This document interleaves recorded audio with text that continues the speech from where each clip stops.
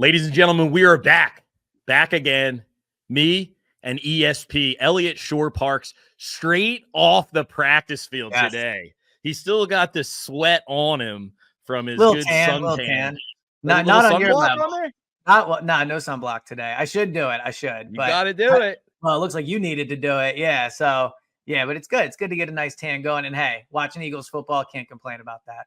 Cannot complain. Let's jump right into it. James Bradberry, again, not there. What are the odds of him being on the team or even at mandatory minicamp OTAs next week? Yeah. So there's a big poster on the side of the practice facility, and it has a bunch of players on it. And one of them is James Bradberry.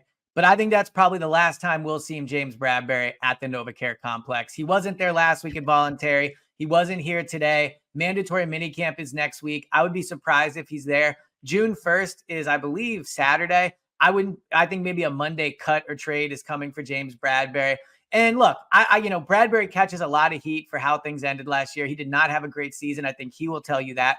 But a lot of players on the defense didn't. So if they decide to keep Bradberry for mandatory minicamp, bring him to training camp, I think that would be a good decision just to see what the veteran has, if he can rebound. But being there, watching how these other corners are playing, and just reading the tea leaves, it feels like Bradberry's time with the Eagles is coming to an end. Bill Buckner or James Bradberry, who had the bigger goof in the big game? World Series, Super Bowl, that's how he's always going to go down. His shouldn't have been called, but yeah. His shouldn't have been called? Yeah. I mean, it was a flag, but I don't think you call that call in that spot. It's a shame. That's going to be his legacy here in Philadelphia. Don't you think? I think from a play perspective, you're right. But I'll say this about Bradberry. As much heat as he gets, he is always there to talk. He said that he held the guy. He's never so I give him credit for that for sure. He was always a nice guy whenever I bump into him. It's a shame to see him go. Speaking of cornerbacks, Isaiah Rodgers. And what's the whole position at large looking like right now? We got a plethora, too many cornerbacks at the moment.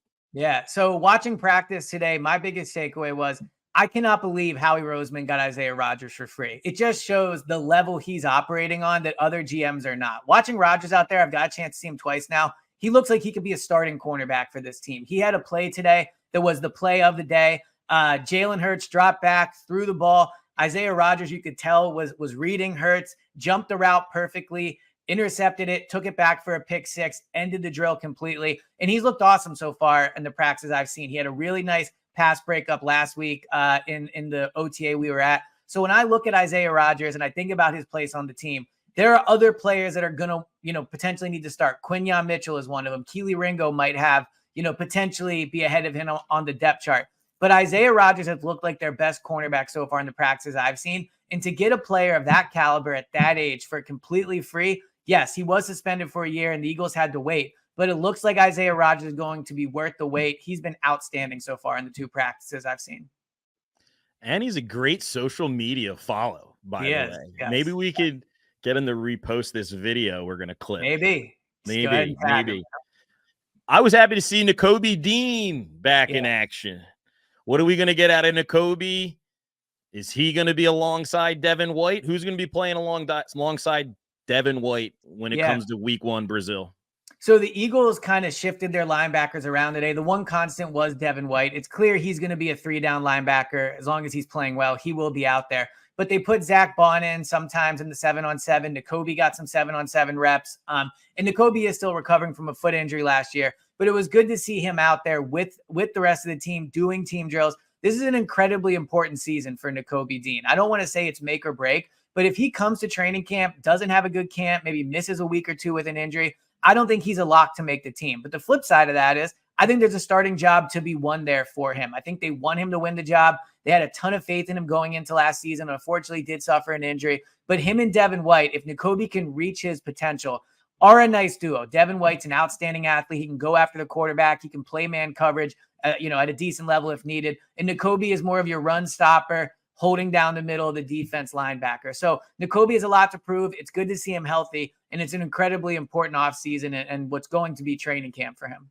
I'll say it. It is make or break for Nakobe Dean. Yeah. It's time to get off the pot Come on, man. Let's go. All right.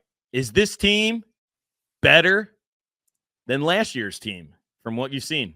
Yeah, it's a great question. So I think from a roster perspective, you can make the argument last year's team was better. You knew they had Jason Kelsey, they had Fletcher Cox, they had Hassan Reddick. I mean, they had guys that were veteran players that really helped them.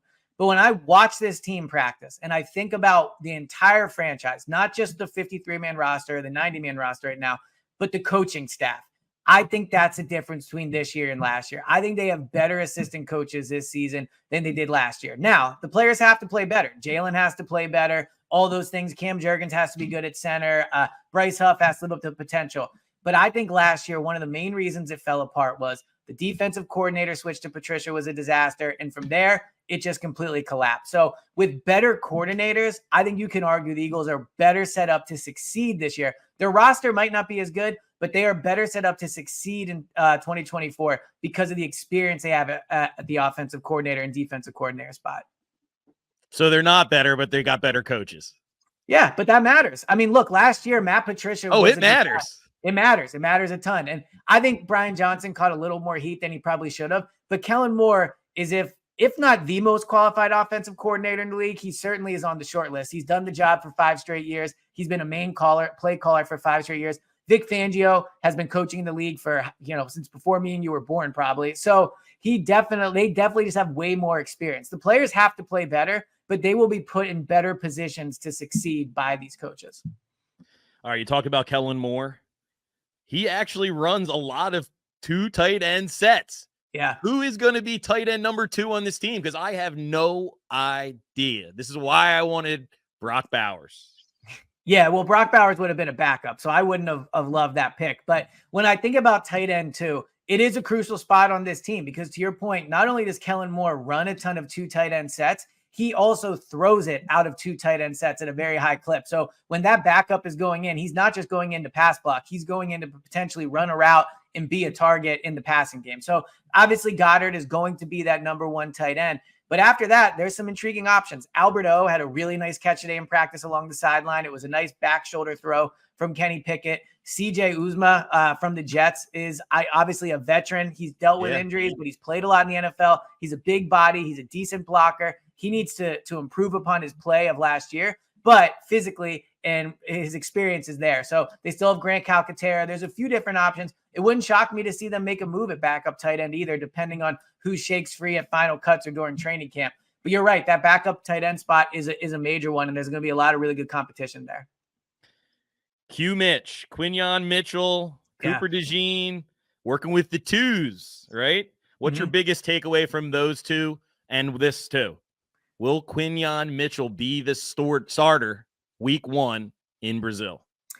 So my biggest takeaway from Quinyon Mitchell and Cooper DeJean so far is just how deep this team is at cornerback. Obviously, they go into the year and you don't know what they have. Like Darius Slay is the surest thing they have. You think he can be a number 1 shutdown corner. Obviously, at his age, he says he's faster than ever. That's a good sign. But after that, they have a lot of unknown. Keely Ringo, unknown. Isaiah Rodgers has been awesome. He's a bit of an unknown. Eli Ricks, unknown. And then you get to Quinyon Mitchell and Cooper DeJean. So I think they both look good so far. Cooper DeJean had a really nice pass breakup today along the sideline. I think it was a Kenny Pickett pass, and he batted it away. So he's been impressive. Quinyon Mitchell had a really nice pass breakup last week when we were there. So when I look at the cornerback spot, will Quinyon start week 1? I don't know. Isaiah Rodgers has been awesome. Slay's probably going to be here. They're not putting Quinyon at nickel, but they have so many guys that I think a year from now we'll look at and go, man, not only were the Eagles not short at corner, they might have too many people. Like they're loaded because in 2025, you can't start Keely, Eli Ricks, Quinyon Mitchell, Isaiah Rodgers, and Darius Slay. You can really only start 2 of them. So been impressive so far, but they have a lot of bodies there, and it's going to be really good competition in training camp to see who wins those jobs.